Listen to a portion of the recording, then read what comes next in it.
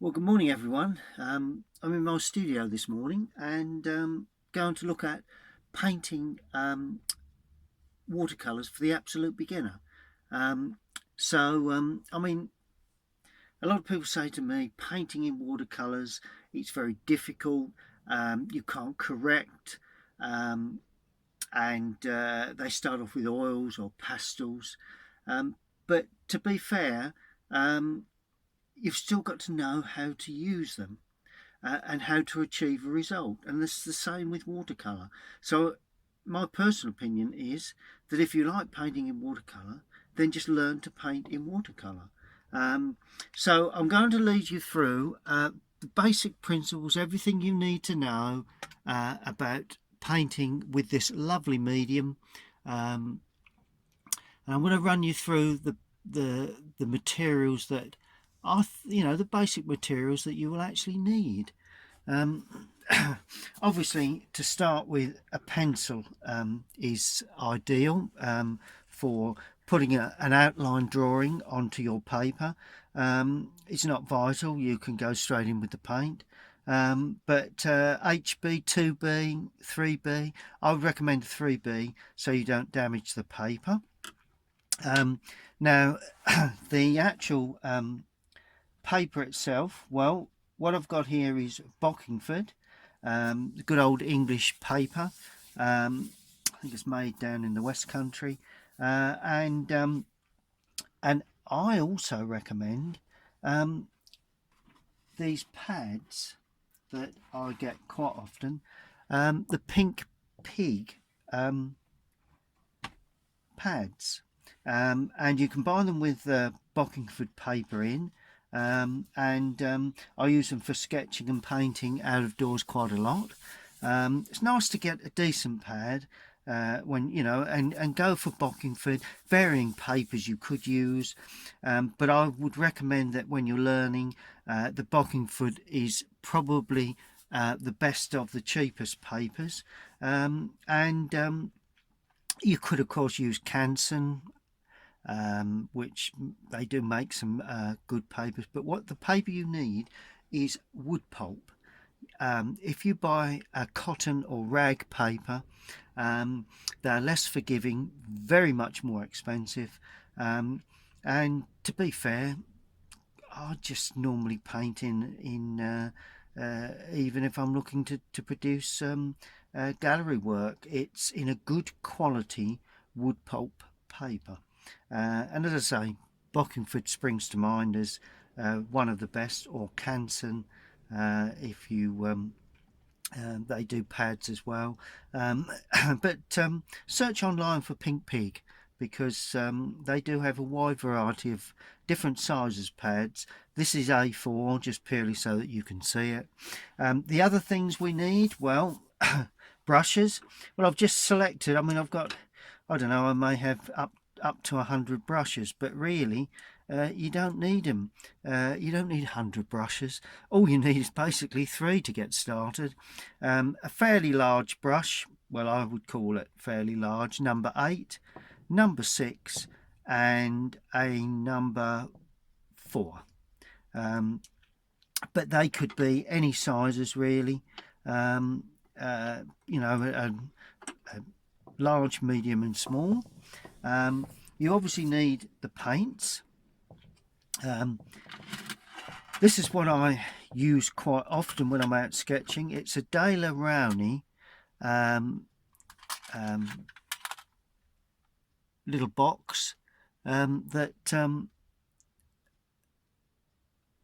contains all the paints, and these are what they call cakes. But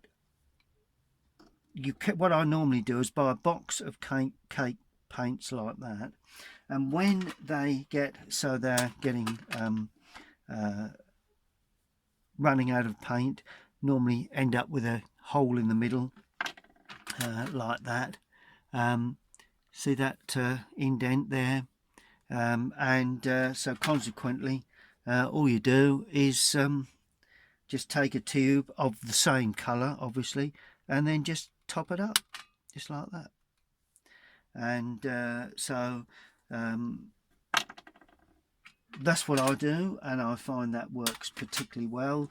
I would prefer the tubes, but you normally end up with buying a mixing tray like this that actually has what I'd call the cakes, and there's very little difference between the tube and the cake as regards paint is concerned.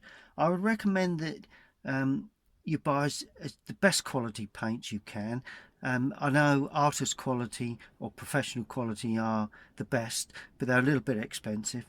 But if you buy Cotman or Dale Rowney tubes, they're adequate for generally learning to paint in watercolour. There's no reason at all why you need to pay for a lot, because after all, you don't know whether you're going to carry on. So you only need a small amount. This one comes with a very small brush, but personally I think it's a little too small if you're going to paint a picture as such. It's all right just for drawing in watercolour.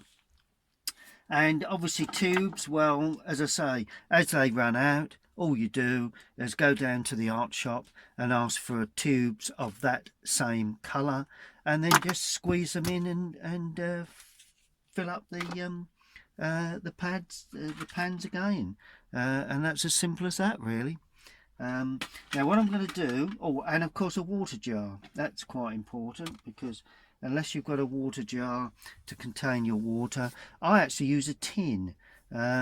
Purely when I'm out sketching, I find a tin so much easier to work with, but that's really all you need to do to actually start to paint. Okay, well, the first thing you really need to do is to do an outline drawing of what you'd like to paint, really. I mean, you could do just lots of colour mixing in general, but I just want to show you how to lay very basic washes onto the paper. So really, for this first very simple exercise, I would suggest you just draw a line about a quarter of the way up the paper with the pencil, and that's all you need to do. Now we're going to create a wash of colour. Now we talk about wet onto dry or wet into wet. Well, wet into wet is when you damp the paper, then you add colour to the paper. Wet onto dry is painting straight in to dry paper. Now I'm going to start off with wet onto dry and show you how to get a basic run of paint. Always have your board at a bit of an angle, because that way it sends the paint down to the bottom of the board or the paper. Just going to make certain that doesn't come up. There we go. Just got the corners held just in case it comes up. Okay, now we're going to start off with a graduated blue sky. So all we need is I'm going to use ultramarine for this blue. Quite a nice blue. Colour blue you use is not that important when you're learning to lay washes on, and because the paint is soluble with water, then you load the brush with water from your water tray. You then go into your paint and add the paint to the water, and the more paint you add, the darker the colour will be, because what you're doing in watercolour, you're actually tinting the paper. So we don't use white. If you notice, we've not got any white in the colours. The white is the paper, so the stronger the mix, the darker the colour, because basically you're covering up the white paper. So I'm going to mix quite a puddle of blue, and I'm using a fairly strong mix, but always be aware that you can soon overdo the mixers and go too dark. You know, I would recommend that lighter is better than too dark in watercolour. And the simple way to lay a graduated wash on is you will bring the sky up to there, you bring across the colour like that, right, so that's the top of the sky. Keep adding water to that mix, and keep working fairly quickly. Notice how I'm adding water only now, and you will notice very shortly that because I just keep adding water, the mixture gets weaker in colour. See the way I'm just adding water and not leaving any white paper at all, and because I'm adding more water, I'm gradually getting a lighter wash of colour.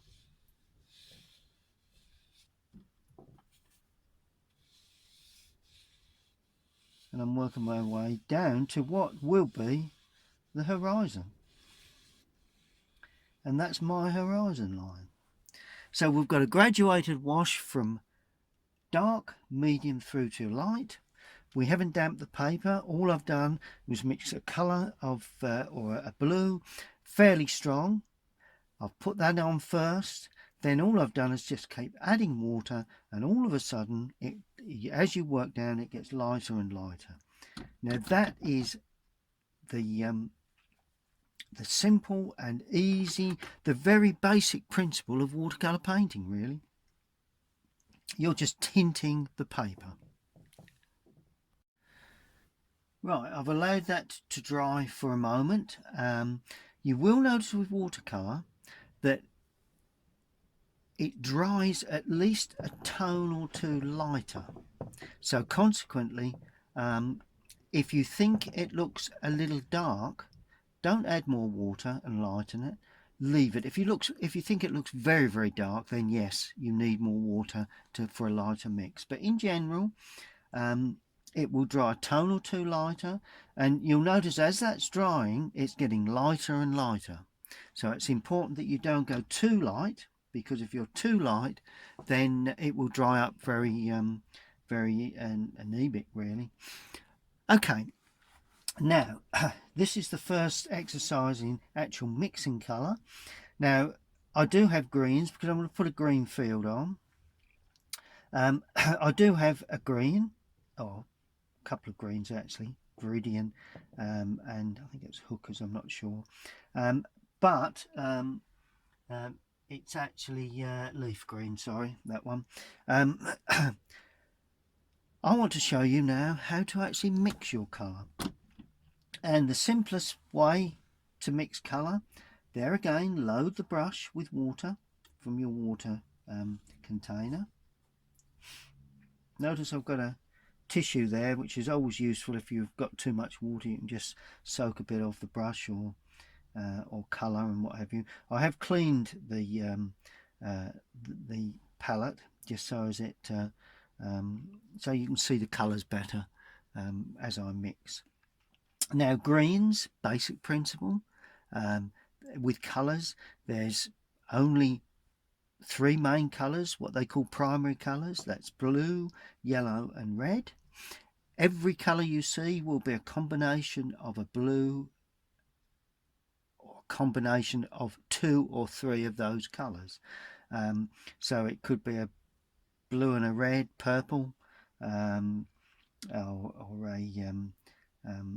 red and a yellow, orange, that type of thing.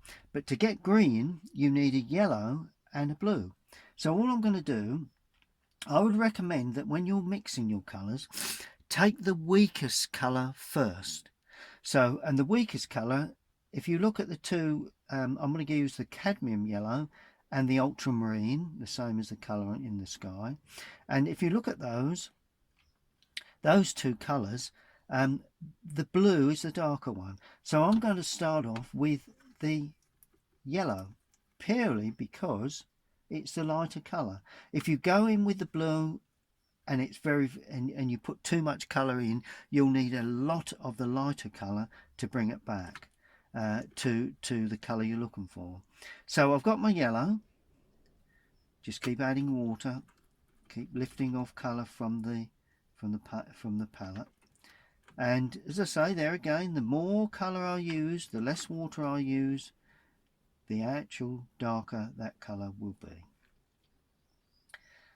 Okay, now to get my green, I need to add blue. Now, only a touch to start with. See how it's going slightly green? Just a touch more. And what I'm going to do with this, well, I'm going to do a graduated wash again from the distance through to the foreground. And I'm going to add a little bit more blue as I come forward to get a feel of depth in the land. Just imagine this as this is a field looking out to the horizon. So we start off with that green and we pull that across the horizon line. As I say, just keep that wet. It must be kept wet if you're laying a wash on. Okay, bit more water, bit more blue.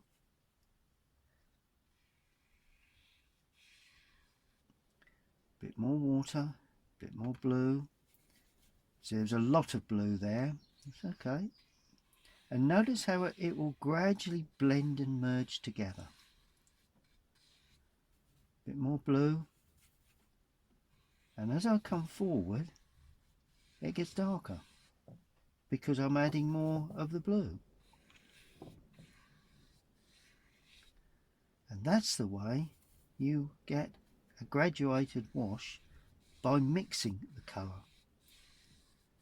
And pull that right through. And you will be able to see where I've added more water, it's gone lighter. Where I've had more colour, it's darker. But of course, when that dries, it will be nowhere near as dark as it actually appears. So what I'm going to do, I'm going to stop filming now, and when it's dry, I'll show you the difference. Okay, well now it's dry, all nice and dry now.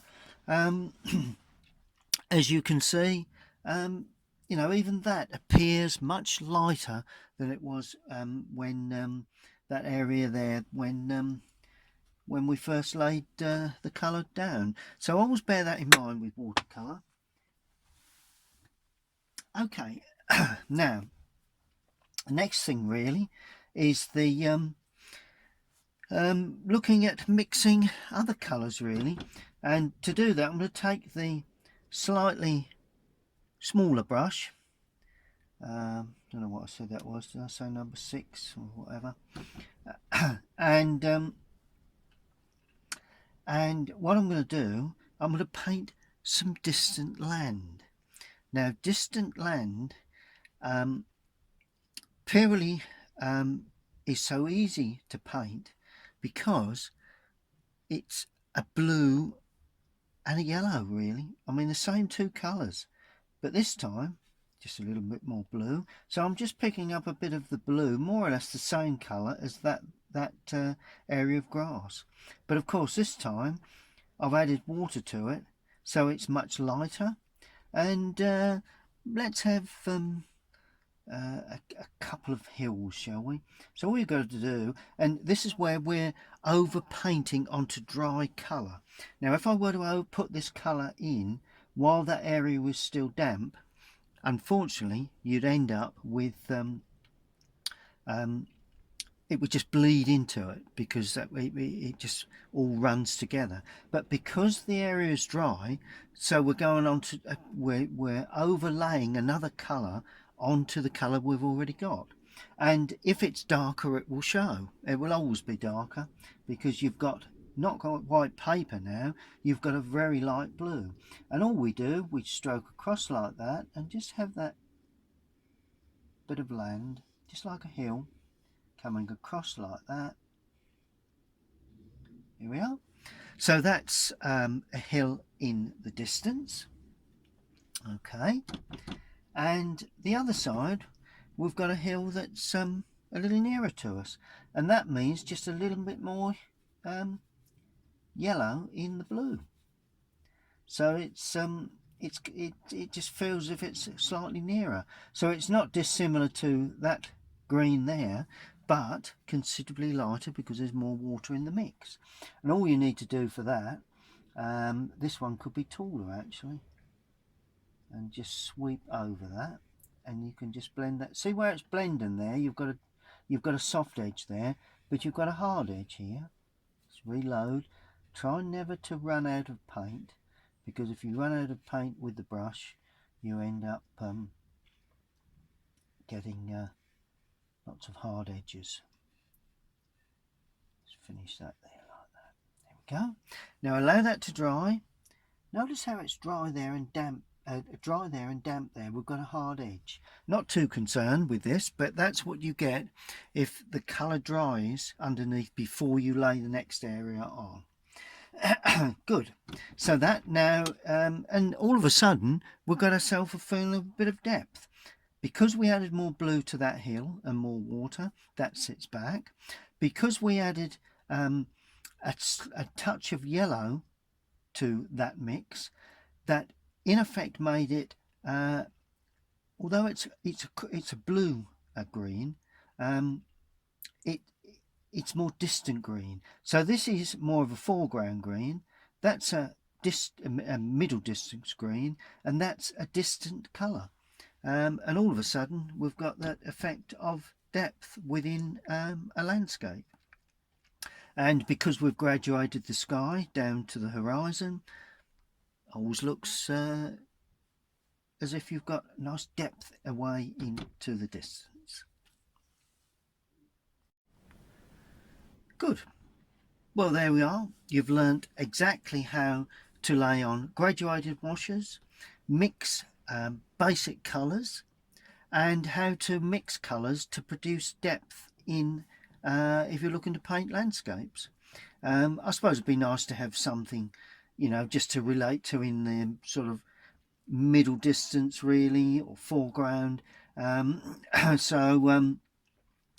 let's just finish this quickly. I'm going to add the blue with a touch of brown,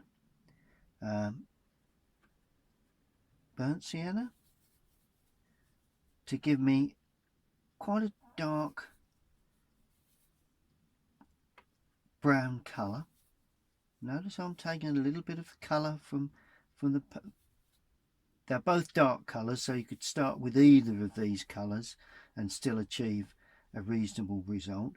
And you've got to remember, while mixing those two colours together, you're more or less, you know, although it's a brown and a blue, you are more or less got the three primaries there. You know, there must be a touch of yellow within the brown, and then you've got a touch of red within the brown, and then of course you've got the blue. That's why you ended up with sort of like it's a combination of all the colours, which basically is grey. But of course it just depends. If you've got more brown in there, it's a brown grey. You've got more blue, it's a blue grey. And I'm just going to use this colour just to give an impression of some trees in the distance along the horizon or along the edge of the field, a little bit of hedging perhaps, and that's all you need. Just something as simple as that, a little bit of hedging, and then we've got perhaps another tree there slightly larger, and there we go, with a little bit of hedging running away into the distance. There we are. So that's more or less the all you need to do for that. Just that simple brush strokes. And here I'm going to put a larger tree in, and I'm going to use the cadmium yellow again because I want it sort of green with the blue, and this time less water, more paint, because we want to get quite a strong mix. And all you do to paint trees, there we are, see how strong mix that is. And all you do to paint trees basically is to get a basic outline shape of the way the trees actually hang. Not going to paint it too forward. We mustn't end up dead on the edge there, so we either go higher or lower. I'm going to go just a touch higher, and all you do to paint this tree is quite simply, see the way I'm just pulling branches out and away to try and get the sense that we have a tree there standing in the field, in the sort of distance. Then if I add more brown to that, or a bit of brown to that, we can put a trunk on there. There we go. And my favourite little trick is just damp a brush and just pull that across the base of the trunk, just soften that in. So that's pretty much it, really. It's quite simple. Oh, it's another little thing I will do just to show you is birds in the sky. So it's just blue with a bit of that brown in there, and I'm just going to use the point of the brush.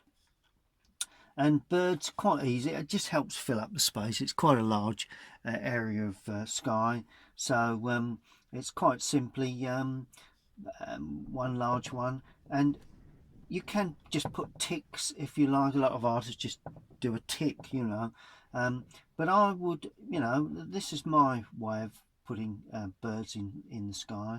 I normally have 3, large, medium and small, and just like that and like that.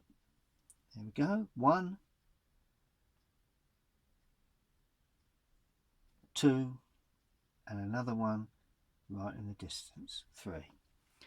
And that's 3 birds in the sky flying in towards the landscape. And as always, every time you paint a picture, no matter how good or how bad, always sign it, because one day that could be relevant to your overall painting experience. Okay, keep everything you do. I'd recommend that you keep everything you do when you paint, so that you can look back on it next time and see how you've improved. So get your paints out, and if you've not yet got your materials, just buy a small little mixing tray like that. It's quite an easy, a cheap thing. I think they're about £10 or something like that. 3 brushes are plenty.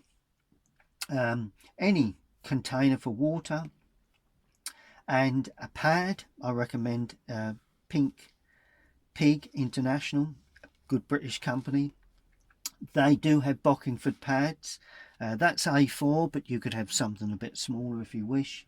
And the good thing about these is that we've actually, when it's new, I'll chop that off, but when it's new, you actually have the colours there. So when you need to top up, you can see exactly the colours that you require when you end up getting holes in the paints. And of course that just folds up, and you can put it away in a drawer with your brushes. When you're finished, clean your brushes. I always have a good brush. I always look after the brushes. Clean the brushes thoroughly in your water. Could be clean water actually, but doesn't really matter because I haven't used much paint. Make certain that you remove a lot of the moisture on kitchen towel like that. Just pull that over. This is what I'm doing. Just going like that, really. Just trying to remove the paint or the water, and just leave it to dry completely. That will all wash off. If you get any colours that intermix in the paints, let them go hard and dry, because when they dry they go naturally hard. And before you start to paint, just mix a little bit of water, put a little bit of water on the brush just to take off any colours on the top of the paints that you don't need. Okay, well, I hope you've enjoyed that quick little video looking at the basic principles of painting washes with watercolour paints. I will be doing some more of these basic steps, so stay tuned to my YouTube channel, and please subscribe if you like what you've seen, and we'll see you all again very soon.